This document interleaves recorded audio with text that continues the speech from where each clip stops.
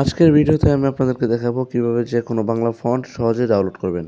Download করার জন্য আমাদের চলে যেতে হবে গুগল ক্রোম ব্রাউজারে, যে সার্চ করবেন লিপিগড়। এটি আপনি ইংরেজিতেও করতে পারেন, বাট বাংলাতে করলেও কোনো সমস্যা নেই। তো আমি বাংলাতে করছি।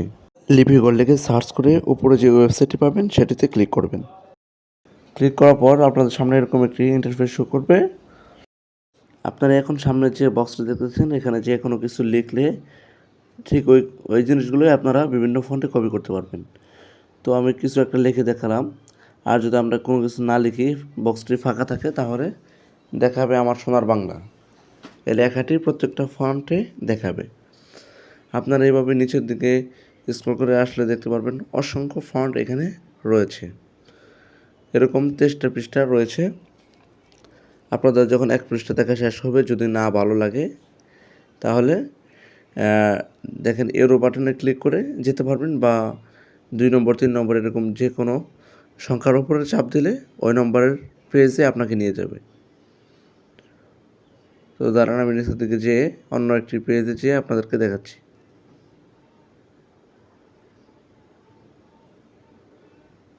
এই যে দেখেন, আমি অন্য একটি পেজে এসে পড়লাম।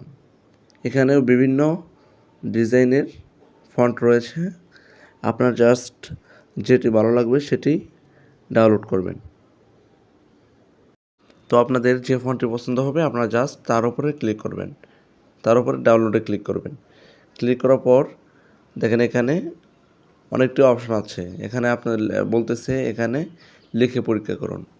আপনারা যদি পরীক্ষা করতে চান যে ফন্টটি আসলে কেমন, তাহলে এখানে লিখে দেখতে পারেন। তো আমি লিখতেছি, আপনারা দেখতে পারতেছেন খুবই ভালো লাগতেছে লেখাগুলো। তো আমার লেখা শেষ হওয়ার পর আমি এটাকে বড় ছোট করে দেখাচ্ছি। দেখেন বোল্ড করলে এরকম দেখা যায়, টেক্সট বড় করলে এরকম দেখা যায়। তারপর হচ্ছে আপনার সকল এটা কেমনে কী করলে কেমন দেখা যাবে সব কিছু আপনারা এখান থেকে প্র্যাকটিক্যালি দেখে নিতে পারবেন। যদি ভালো লাগে তারপর ডাউনলোডে ক্লিক করবেন। তারপরে সতর্কীকরণ কিছু টেক্সট দেখাবে, এখানে আপনি টিক মার্ক দিয়ে আবার ডাউনলোডে ক্লিক করবেন। তারপর আপনারা দেখতে পাচ্ছেন এটি ডাউনলোড হয়ে গেছে। আমরা ওপেনে যদি ক্লিক করি, তারপর আমাদের ফাইল ম্যানেজারে আমাদেরকে নিয়ে আসলো।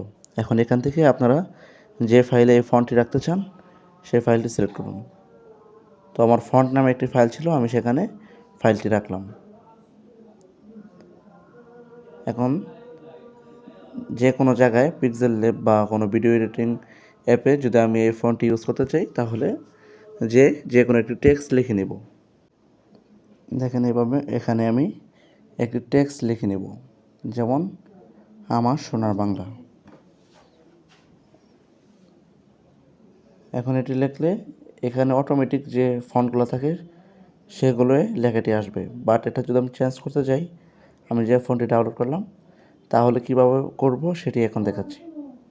তার জন্য আপনারা নিচে ফন্টে যাবেন।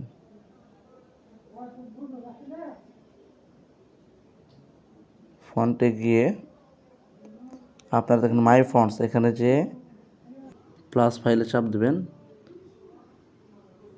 চাপ দেওয়ার পরে দেখেন আমাদেরকে ড্রাইভে নিয়ে আসছে। এখান থেকে আপনারা আপনার মোবাইলে নিয়ে যাবেন। তো আমি আমার রেডমি মোবাইল সিলেক্ট করে তারপর যে ফোল্ডারে রাখছিলাম, ফন্ট রাখছিলাম, সেই ফোল্ডারটি সিলেক্ট করে নিচ্ছি।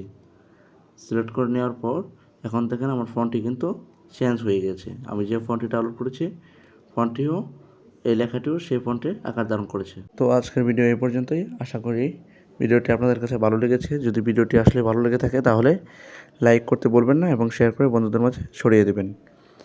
আর শেষ মুহূর্তে একটি মেসেজ দিতে চাই, যারা কম্পিউটার ফাইল, বিভিন্ন এডিটিং সফটওয়্যার বা পেড সফটওয়্যার কিনতে চান অনলাইন থেকে, তারা আমার কাছে সরাসরি কিনতে পারবেন একদম কম দামে। তো এই ছিল আজকের ভিডিও। সকলে ভালো থাকেন, সুস্থ থাকেন।